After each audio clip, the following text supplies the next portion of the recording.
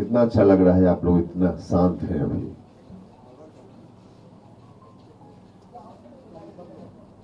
देखिए, एक विषय जो अभी पूरे देश के सामने आया है और पूरे देश के लोग, खासकर महिलाएं, चिंतित हैं। हमारी भारत की सरकार आदरणीय प्रधानमंत्री नरेंद्र मोदी जी के नेतृत्व में देश की आधी आबादी को उनका हक देने जा रही थी। हमारी पार्टी हमेशा से इस राय की रही है कि महिलाओं को लोकसभा में, राज्यों की विधानसभाओं में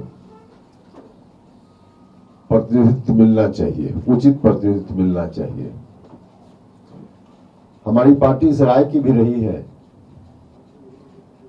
कि महिलाओं को प्रतिनिधित्व मिले, उसमें पिछड़े वर्ग की महिलाओं को भी प्रतिनिधित्व मिले, शेड्यूल्ड कास्ट, शेड्यूल्ड ट्राइब्स की महिलाओं को भी प्रतिनिधित्व मिले।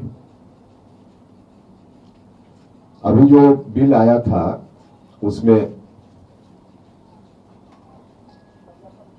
एससी एसटी की महिलाओं को प्रतिनिधित्व देने की व्यवस्था थी। विपक्ष के लोगों ने सवाल उठाया कि ओबीसी वर्ग की महिलाओं को प्रतिनिधित्व नहीं दिया जा रहा है।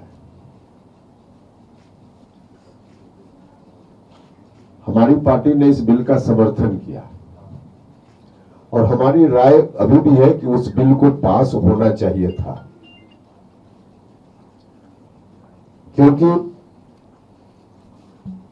महिलाओं के लिए इतना बड़ा कदम भारत की सरकार ने उठाया था। यह ठीक है कि फिलहाल ओबीसी वर्ग की महिलाओं के लिए आरक्षण की व्यवस्था उसमें नहीं थी, लेकिन अभी जो स्थिति है उस स्थिति के हिसाब से फिलहाल ऐसा करना संभव नहीं था। अगर ऐसा करना संभव होता तो भारत की सरकार जरूर करती। गृह मंत्री जी ने आश्वासन भी दिया कि भविष्य में ऐसी स्थिति आएगी तो ओबीसी वर्ग की महिलाओं का भी हम ख्याल रखेंगे। और स्थिति यह थी कि अभी जातीय जनगणना चल रही है। जातीय जनगणना का काम पूरा होगा, उसके बाद क्योंकि ओबीसी वर्ग के जो सामान्य पुरुष हो या महिला हो, उनके लिए भी रिजर्वेशन पहले से नहीं है। एससी एसटी वर्ग के लोगों के लिए रिजर्वेशन है संविधान की व्यवस्था के हिसाब से। उन वर्गों की महिलाओं के लिए रिजर्वेशन का प्रावधान किया जा रहा था, लेकिन ओबीसी के लिए अभी तक तो नहीं है। ओबीसी वर्ग के लिए है ही नहीं, तो फिलहाल महिलाओं के लिए कहां संभव था। भविष्य में कभी होगा, और भविष्य में तब हो सकता है जब जातीय जनगणना की रिपोर्ट आ जाएगी। तो जातीय जनगणना की अभी रिपोर्ट नहीं थी, इसलिए ऐसा करना संभव नहीं था। अभी जितना महिलाओं को दिया जा रहा था, महिलाओं की पुरानी मांग रही है, सिर्फ महिला नहीं बल्कि देश की मांग रही है कि महिलाओं को रिजर्वेशन मिलना चाहिए। तो ऐतिहासिक कदम हमारी सरकार उठा रही थी, जिसको इन लोगों ने रोक दिया। महिलाओं के साथ इससे बड़ा अन्याय नहीं हो सकता है। विपक्ष के लोगों ने ऐसा अन्याय किया। दूसरा, एकमात्र हमारी पार्टी है जिस पार्टी ने अभियान चलाया डिलिमिटेशन को लेकर के। पिछले 50 वर्षों से संख्या नहीं बढ़ी है लोकसभा क्षेत्रों की, राज्यों में विधानसभा क्षेत्रों की, और नहीं बढ़ी। इसके पीछे कारण था कि संविधान में 1976 में एक संशोधन किया गया और डिलिमिटेशन की प्रक्रिया जो हर 10 साल पर आजादी के बाद चल रही थी, उसको तत्कालीन इमरजेंसी के दौर में कांग्रेस की सरकार ने उसको रोक दिया। तो आज भी उसी स्थिति में है। हमारी पार्टी ने निरंतर कहा कि डिलिमिटेशन जरूरी है। आज भी हम कर रहे हैं और हमने तो अभियान चलाया। बिहार में कई जगह बड़ी बड़ी रैलियां की हमने, और उन रैलियों के माध्यम से लगातार हम इस बात के लिए वातावरण बनाते रहे कि डिलिमिटेशन होना चाहिए। सीटों की संख्या लोकसभा हो या राज्यों की विधानसभा वहां बढ़नी चाहिए, क्योंकि हमारा संवैधानिक अधिकार है। संविधान ने हमको अधिकार दिया है कि हमारी संख्या बढ़े, और इसलिए हमने उस अभियान का नाम दिया था संवैधानिक अधिकार परिसीमन सुधार। और हमको खुशी हो रही थी, हम सब लोग खुश थे जब भारत की सरकार ने जिस रूप में भी हो लेकिन सीटों की संख्या बढ़ाने के लिए भी कानून अभी लाया था, कोशिश की थी।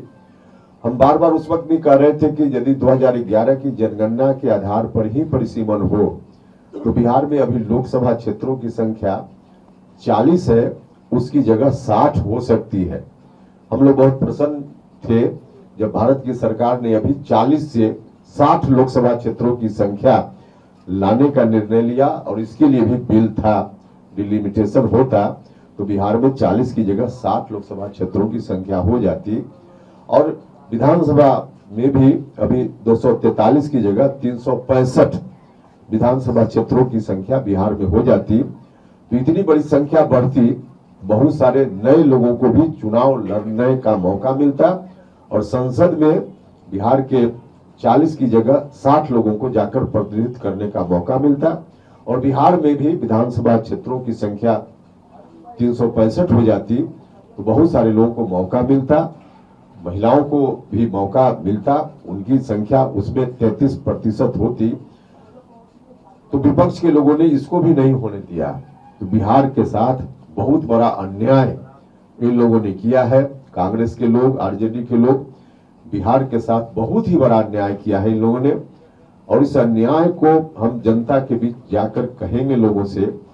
कितना अच्छा बिहार के लिए शुभ अवसर था कि 40 की जगह 60, जो हम लोग आंदोलन कर रहे थे, अभियान चला रहे थे, हम लोगों की मांग लगभग पूरी होने वाली थी, लेकिन इन लोगों ने मांग पूरी नहीं होने दी। हम आदरणीय प्रधानमंत्री जी का, गृह मंत्री जी का, एनडीए के तमाम नेताओं का हृदय से धन्यवाद करते हैं कि आपने बिहार में दूसरी जगह भी सीटों की संख्या लोकसभा क्षेत्र में, विधानसभा क्षेत्रों में बढ़ाने की कोशिश आपने की। सरकारी स्तर पर निर्णय हुआ, बिल भी लाया आपने, लेकिन विपक्ष के लोगों ने सहयोग नहीं किया, जिसके चलते नहीं हो पाया। तो इसलिए हमारी पार्टी ने कार्यक्रम तय किया है कि 22 तारीख मतलब कल ही महागठबंधन के जो दल हैं, इन लोगों ने जो अत्याचार किया, अन्याय किया, उनके खिलाफ, उनको धिक्कारने के लिए हमारी पार्टी राष्ट्रीय लोक मोर्चा बिहार के तमाम जिला मुख्यालयों पर कल 22 तारीख को धिक्कार मार्च निकालेगी।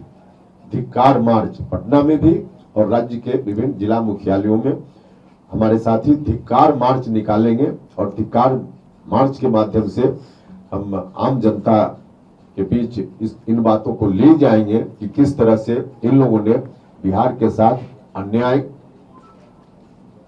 जानबूझकर किया है, संसद में बिल को नहीं पारित होने देकर। तो इनको हम पर्दाफाश इनका करेंगे, और हमारी कोशिश आगे जारी रहेगी कि जो हम लोगों का अभियान है वह पूरा हो। तो इस रूप में फिर से हम लोगों के बीच जा रहे हैं। हमारे साथी कल धिक्कार मार्च निकालेंगे डिलिमिटेशन को लेकर, और महिलाओं के साथ जो अत्याचार इन लोगों ने किया इसको लेकर। तो मुख्य रूप से आज यही विषय था जिसके लिए आपको हमने कष्ट दिया। इसके संदर्भ में कोई भी सवाल आपका हो तो उसका जवाब दिया जाएगा। हम देखते हैं, साथी रहेंगे। सर, विपक्ष का आरोप है कि ये एक बार नीतीश जी ने भी इसका विरोध किया था और लालू जी ने भी विरोध किया था। उस समय भी 33% में ओबीसी वगैरह की बात चली थी और शेड्यूल कास्ट शेड्यूल ट्राइब की बात चली थी। उस समय भी ये पारित नहीं हुआ था, और आज फिर वही स्थिति है। और दूसरी चीज़ की परिसीमन की बात है, परिसीमन आपका अभी तय नहीं हुआ है, तो इस संबंध में क्या करेंगे? नहीं, देखिए, इसमें तो हमने पहले ही कहा कि हमारी पार्टी भी इस राय की है कि ओबीसी, एससी, एसटी वर्ग की महिलाओं को रिजर्वेशन मिलना चाहिए, लेकिन अभी पहले से भी ओबीसी वर्ग के लिए कोई रिजर्वेशन तो है नहीं। महिला छोड़ दीजिए, सामान्य ओबीसी के लिए भी कोई रिजर्वेशन नहीं है, नई व्यवस्था करनी पड़ेगी। एससी, एसटी के लिए रिजर्वेशन है अभी, तो उन वर्गों की महिलाओं को तो रिजर्वेशन मिल ही रहा था, इसमें प्रावधान था। ओबीसी के लिए अभी सामान्य जो जनरल महिला हो या पुरुष हो, उनके लिए भी कोई रिजर्वेशन नहीं है। उनके लिए रिजर्वेशन होगा तभी महिलाओं को मिल पाएगा, और उनके लिए होने के लिए इंतजार करना पड़ेगा। जो जनगणना हो रही है, जातीय जनगणना के पहले यह संभव नहीं था, तो इसलिए अभी उसी रूप में बिल आया था। बाद में जातीय जनगणना के बाद कभी वैसी स्थिति बनेगी तो उस समय बात होगी, लेकिन अभी नहीं संभव था। और अभी संभव नहीं था, इतना के लिए हम महिलाओं को हक मिलने से वंचित कर दें, यह तो उचित नहीं था। अभी इतना हक मिल जाता, फिर बाद में आगे हम लोग देखते। सर परिसीमन भी तब तक ये तय नहीं हुआ था। परिसीमन के लिए तो देखिए, परिसीमन पर दो तरह की राय है देश में। दक्षिण के कुछ राज्य हैं, उनकी अलग राय है, और इधर जो हम लोग हैं बिहार उत्तर प्रदेश, इनकी अलग राय है। तो अभी बीच का रास्ता निकाला गया था, क्योंकि अभी जनगणना नहीं हुई है 2011 के बाद, और परिसीमन अगर होना है उस रूप में जो संविधान में पुरानी व्यवस्था है, तो उसके लिए है कि 2026 की जनगणना की रिपोर्ट आने के बाद परिसीमन हो। तो 2026 में जनगणना होगी, फिर रिपोर्ट आएगी, क्योंकि जातीय जनगणना भी साथ साथ इस बार हो रही है, तो उसमें इतना वक्त लगेगा कि फिर उसके बाद डिलिमिटेशन हो। तो महिलाओं के साथ जो वादा हुआ है कि 2029 के लोकसभा चुनाव के समय हम आपको रिजर्वेशन देंगे, अब इतना समय नहीं है कि पूरा जनगणना का काम पूरा करके, जातीय गणना का काम पूरा करके, और पूरा हर संविधान की पुरानी व्यवस्था के हिसाब से डिलिमिटेशन हो और तब दिया जाए। तब तक 2029 समाप्त हो जाएगा और महिलाओं को समय पर नहीं मिल पाएगा। तो इसलिए इसमें हुआ है कि भाई ठीक है, अभी आप कीजिए, बाद में फिर होगा तो अगले चुनाव से फिर देखा जाएगा। विपक्ष ने मनसा और टाइमिंग को लेकर सवाल नहीं, कोई टाइमिंग। देखिए, जो महिलाओं के लिए बिल जो ऑलरेडी कानून बन चुका है 2023 में ही संभव था, तो उस वक्त ही 2029 से लागू करना है इसको। यह बात तो उसी समय से है। 2029 से लागू करने के लिए अभी जो बिल आया था, इसके अलावा कोई दूसरा विकल्प नहीं था। नहीं तो विपक्ष के लोग कह रहे हैं कि 2024 में ही क्यों नहीं लागू कर दिया, जब 23 में ही ये बिल पास हो गया था और 543। नहीं, देखिए, जब पास हुआ था उसी वक्त हुआ था कि 2029 से होगा, उसी वक्त यह बात आ गई थी। तो 2029 में लागू करने के लिए अभी यही करना जरूरी था, जो भारत की सरकार कर रही थी, इन लोगों ने नहीं होने दिया।